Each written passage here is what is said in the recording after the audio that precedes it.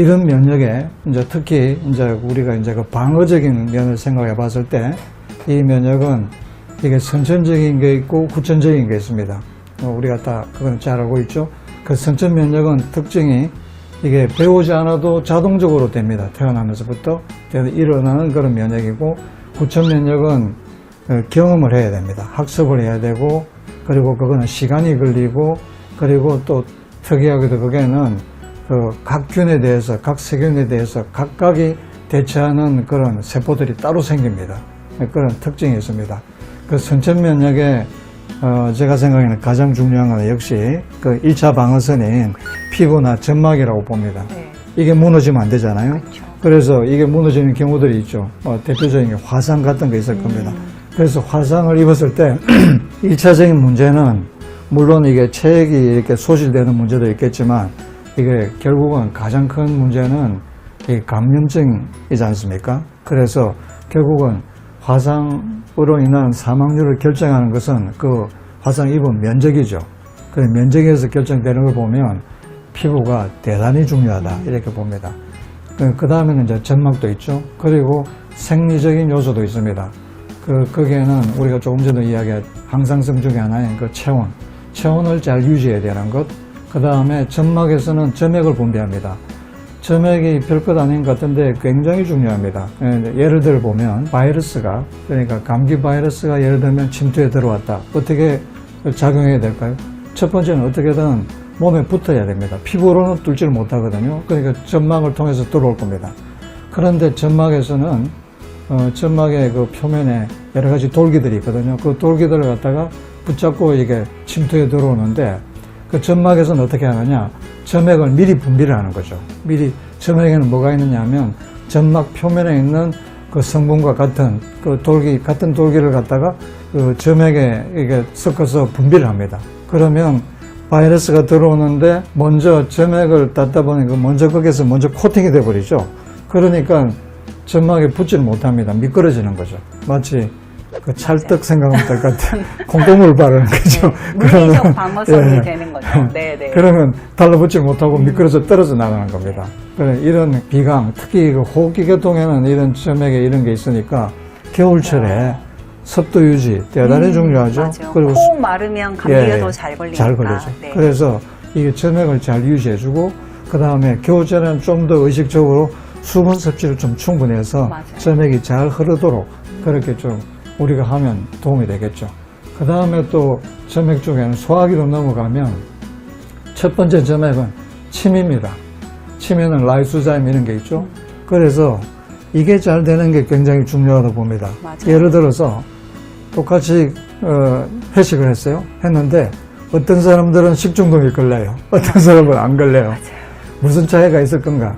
그 중에 한 가지가 잘 씹는 사람들이 덜 생기겠죠. 그렇죠. 왜냐하면 그 침에 그 라이소자임 같은 것이, 그러니까 음식에 묻어 들어오는 그 균들을 미리 그러니까 공격해서 처리를 하죠.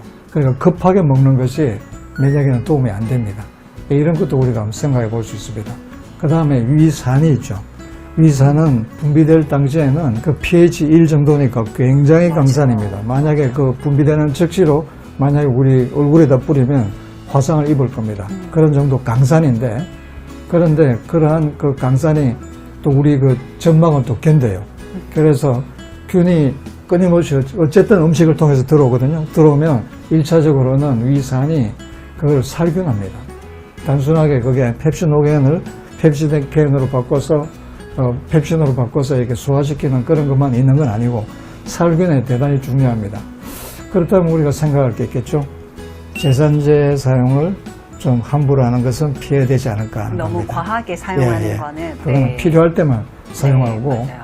되도록이면 이게 남용하는 것은 좀 피하는 게 좋겠습니다. 그리고 식사하고 나서 물을 너무 많이 마시는 것, 그것도 조금 자제하는 게 좋을 것 같습니다. 소화에도 도움이 안 되니까요. 소화에도 도움이 안 되죠. 네. 그리고 그 다음에 우리 대장에는 수많은 그 균들이 있습니다. 공생하는 거죠. 공생 미생물들이 있는데 대부분은 우리 유익균들입니다. 이들이 또 우리 방어에 중요하죠.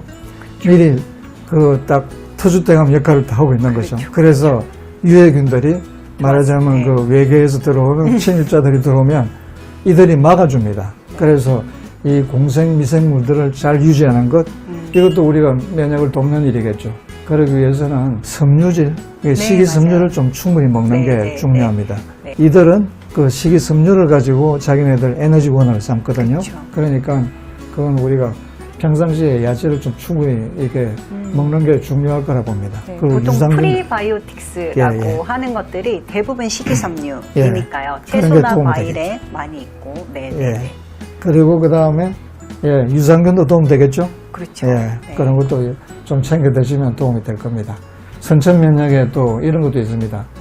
직접 이제 백혈구들이 균을 잡아먹는 거죠. 여기에 그 대식세포나 뭐 호중구 이런 것들이 있을 겁니다. 그래서 그런 것도 있고, 이제 거기에 반해서 후천 면역이 있습니다. 후천 면역은 처음부터 가진 건 아니에요.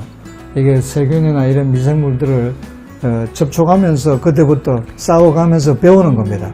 그래서 후천 면역은 처음에는 맞닥뜨렸을 때 바로 대처를 잘 못해요. 왜냐하면 상대를 파악하고 거기에 대처를 해야 되니까. 그게 대략 그게 한 2, 3일 정도 시간이 걸립니다. 네, 네. 그런데 한번 싸우고 나면 그 다음에는 그 기억을 하거든요. 기억하는 세포들이 평생 갑니다. 그래서 그 다음에는 즉각 대처를 합니다. 그러니까 처음 접촉할 때 그때가 문제입니다. 이거는 되게 림프구들이 담당합니다. B, T 이런 림프구들입니다.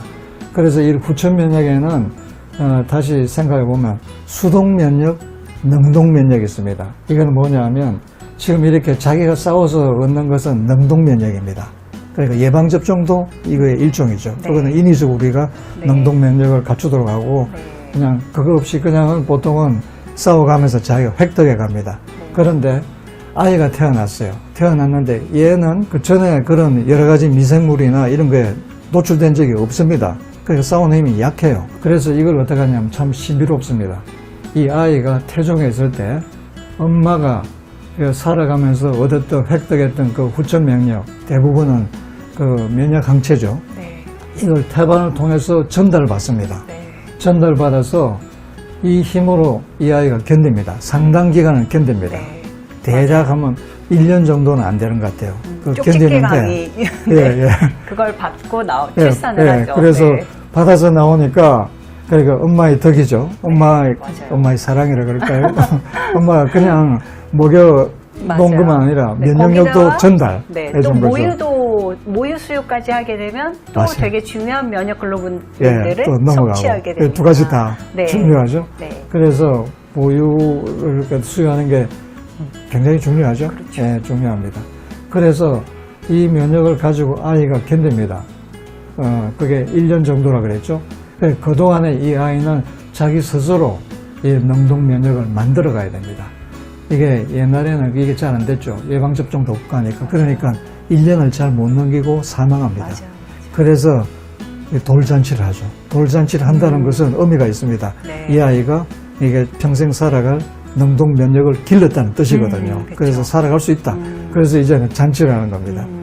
여담인데 100일을 지내는 것도 있죠. 맞아요. 예. 네. 100일을 지내는 100일을 거는 옮기기도 진짜 예. 예전엔 어려웠으니까. 100일은 저는 이렇게 생각합니다. 100일은 뭐냐면 선천성 기형, 네. 심장에 이런 네, 거, 이런 네. 것 때문에 아, 신경계통에 이런 것 때문에 100일을 못 넘기고 예전에는 그런 사망하거든요. 걸 알 수 몰랐거든요. 없었으니까. 그래서 100일을 넘기면 적어도 이게 평생 살아가는데 지장이 있는 선천성 기형은 없지 않느냐 이래 보는 겁니다. 그래서 우리 우리 어른들이 100일도 지내고 그다음에 그렇죠, 돌도 그렇죠. 돌도 잔치라고 돌잔치를 할 만하죠. 네, 예, 맞아요. 그렇습니다. 요즘은 안 나와서 문제죠. 예. 그래도 어쨌든 그래서 면역 면에서는 수동 면역을 아기들한테 주는 개념에서는 이해하기 좋은 예인 것 같습니다.